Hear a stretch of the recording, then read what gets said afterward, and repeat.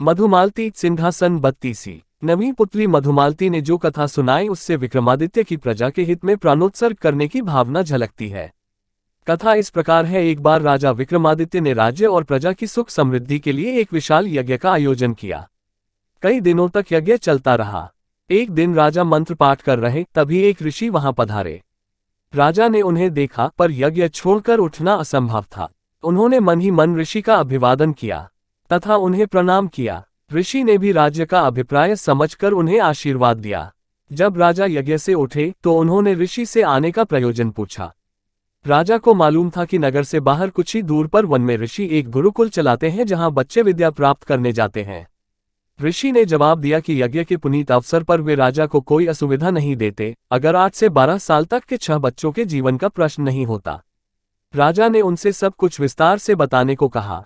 इस पर ऋषि ने बताया कि कुछ बच्चे आश्रम के लिए सूखी लकड़ियां बीनने वन में इधर उधर घूम रहे थे। तभी 2 राक्षस आए और उन्हें पकड़कर ऊंची पहाड़ी पर ले गए। ऋषि को जब वे उपस्थित नहीं मिले तो उनकी तलाश में वे वन में बेचैनी से भटकने लगे। तभी पहाड़ी के ऊपर से गर्जना जैसी आवाज सुनाई पड़ी जो निश्चित ही उनमें से एक राक्षस की थी। राक्षस ने कहा कि उन बच्चों की जान के बदले उन्हें एक पुरुष की आवश्यकता है जिसकी वे मां काली के सामने बलि देंगे। जब ऋषि ने बलि के हेतु अपने आप को उनके हवाले करना चाहा तो उन्होंने असहमति जताई। उन्होंने कहा कि ऋषि बूढ़े हैं और काली मां ऐसे कमजोर बूढ़े की बलि से प्रसन्न नहीं होगी। काली मां की बलि के लिए अत्यंत स्वस्थ क्षत्रिय की आवश्यकता है। राक्षसों ने कहा है कि अगर कोई छल या बल से उन बच्चों को स्वतंत्र कराने की चेष्टा करेगा तो उन बच्चों को पहाड़ी से लुढ़काकर मार दिया जाएगा। राजा विक्रमादित्य से ऋषि की परेशानी नहीं देखी जा रही थी। वे तुरंत तैयार हुए और ऋषि से बोले, आप मुझे उस पहाड़ी तक ले चले। मैं अपने आप को काली के सम्मुख बलि के लिए प्रस्तुत करूंगा। मैं स्वस्थ हूं और क्षत्रिय भी। राक्षसों को कोई आपत्ति नहीं होगी। ऋषि ने सुना तो हतप्रभ रह गए।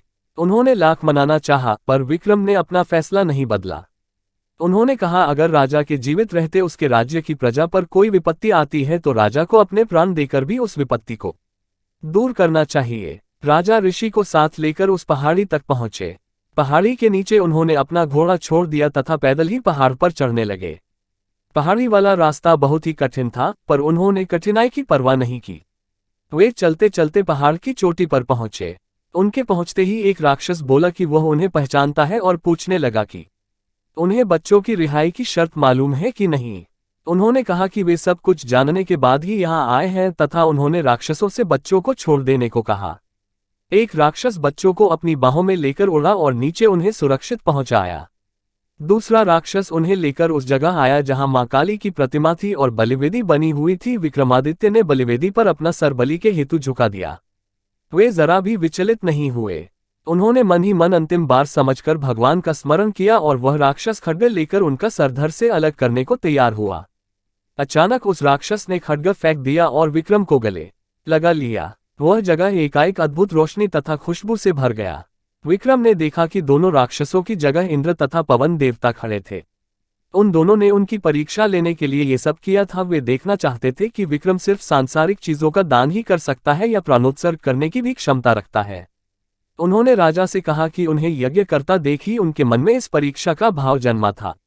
उन्होंने विक्रम को यशस्वी होने का आशीर्वाद दिया तथा कहा कि उनकी कीर्ति चारों ओर फैलेगी।